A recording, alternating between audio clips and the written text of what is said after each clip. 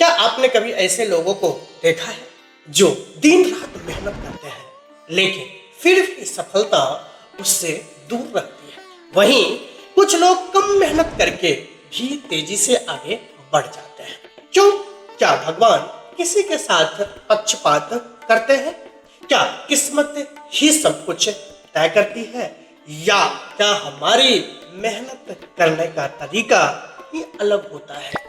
Losu numerology कहती है कि आपकी सफलता केवल आपकी सोच पर निर्भर नहीं करती, केवल आपकी भावनाओं पर भी नहीं, बल्कि इस पर निर्भर करती है कि आप अपने विचारों को कर्म में कैसे बदलते हैं। यही बताता है प्रैक्टिकल प्लेन, यानी 8, 1 और 6 जो आपके लोसू ग्रेड के लास्ट का जो रो होता है उसको हम लोग प्रैक्टिकल प्लेन के नाम से जानते हैं, जिसका नंबर 8, 1, 6 होता है। अगर यह प्लेन संतुलित हो तो व्यक्ति मेहनती, जिम्मेदार और परिणाम देने वाला बन सकता है। लेकिन अगर यह प्लेन अधूरा हो या बहुत अधिक शक्तिशाली हो तो मेहनत के बावजूद जीवन में कई तरह की चुनौतियां सामने आ सकती है। आज की वीडियो में हम विस्तार से समझेंगे प्रैक्टिकल प्लेन में मिसिंग नंबर का क्या अर्थ माना जाता है। अगर 8, 1 या 6 में से कोई अंक नहीं हो तो क्या संभावित प्रभाव हो सकते हैं? यदि ये अंक अधिक संख्या में हो तो क्या चुनौती आ सकती है, और प्रैक्टिकल प्लेन को संतुलित करने के व्यवहारिक तरीके क्या है? तो वीडियो के अंत तक जरूर देखिएगा। पिछले वीडियो में हमने समझाया था कि प्रैक्टिकल प्लेन यानी 8, 1, 6 हमारी कार्यशैली, अनुशासन, जिम्मेदारी और परिणाम देने की क्षमता को दर्शाता है। लेकिन हर व्यक्ति का प्रैक्टिकल प्लेन एक जैसा नहीं होता है।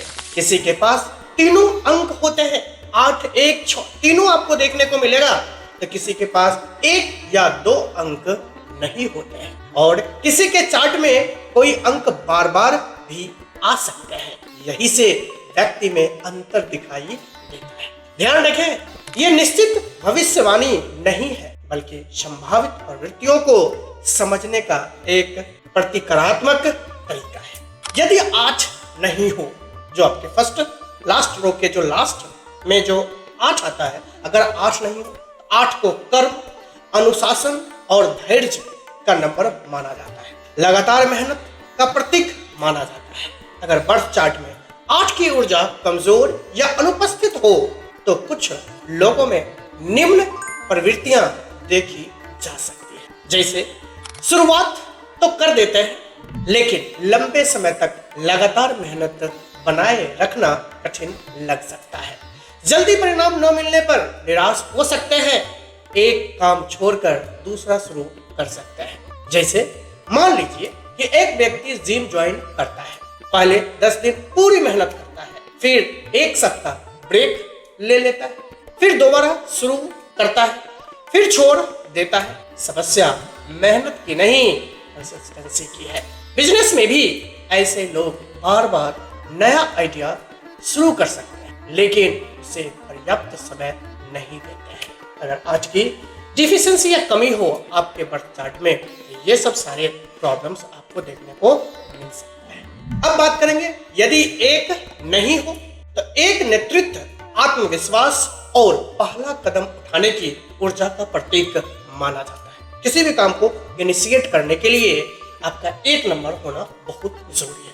अगर ये ऊर्जा कमजोर हो तो व्यक्ति निर्णय लेने में समय लगा सकता है, बार बार दूसरे की राय पर निर्भर कर सकता है, अवसर देखकर भी पहल करने में संकोच कर सकता है। इसका एग्जाम्पल अगर आप देखें तो 2 लोग के पास एक जैसा बिजनेस आइडिया है, 2 इंडिविजुअल है और दोनों का बिजनेस आइडिया सेम है। एक तुरंत छोटा कदम उठा लेता है, दूसरा परफेक्ट समय का इंतजार करता है। कुछ वर्षों बाद पहला अनुभव के साथ आगे निकल जाता है और दूसरा अभी भी प्लानिंग कर रहा होता है। इसका मतलब है कि आपको एक्शन में आना बहुत जरूरी है। कोई भी आइडिया आपको आगे नहीं बढ़ा सकता। आइडिया जब तक एग्जीक्यूशन पार्ट पे नहीं आएगा तब तक आप आगे नहीं बढ़ सकते। यदि 6 नहीं हो। मेंटल प्लेन में अगर नंबर 6 की डिफिशिएंसी है, एब्सेंट है, तो 6 जो होता है वो जिम्मेदारी का नंबर माना जाता है, कर्तव्य और भरोसे का प्रतीक माना जाता है। अगर यह ऊर्जा कमजोर हो तो व्यक्ति जिम्मेदारियों से बचने की कोशिश हमेशा करता रहता है, काम शुरू करके बीच में छोड़ सकता है, टीम वर्क में कठिनाई महसूस कर सकता है, परिवार और कार्य के बीच संतुलन बनाना मुश्किल लग सकता है। इसका एक एग्जांपल लेके आप समझ सकते हैं, जैसे ऑफिस में ऐसा कर्मचारी अच्छा टैलेंट रखता है लेकिन समय पर काम पूरा न करने के कारण उसकी छवि प्रभावित हो सकती है। तो हमें काम तो करने आता है लेकिन काम को डिले करते जाते हैं, एक टाइम फ्रेम में हम नहीं कर पाते हैं। ऐसा प्रवृत्ति आपको देखने को मिल सकता है अगर आपके लोसो ग्रेड में नंबर 6 की डिफिशिएंसी होता है तो।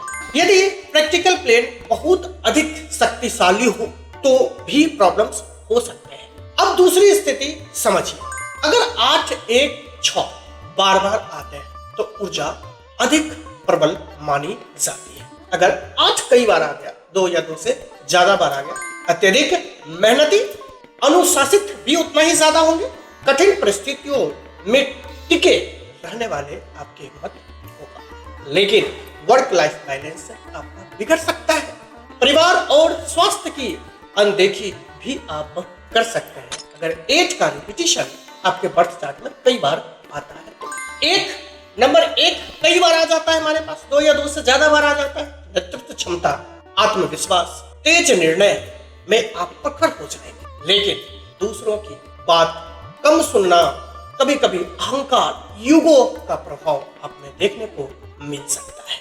अगर कई बार 6 आ जाता है, 6 का रिपीटेशन हो जाता है, 2 से ज्यादा बार अगर 6 आ जाता है तो जिम्मेदारी, भरोसेमंद, परिवार और टीम के प्रति समर्पित आप हो सकते हैं, लेकिन हर किसी की समस्या अपने ऊपर ले लेना, ना कह पाना, मानसिक थकाव महसूस करना, ये प्रवृत्ति आप में देखने को मिल सकता है।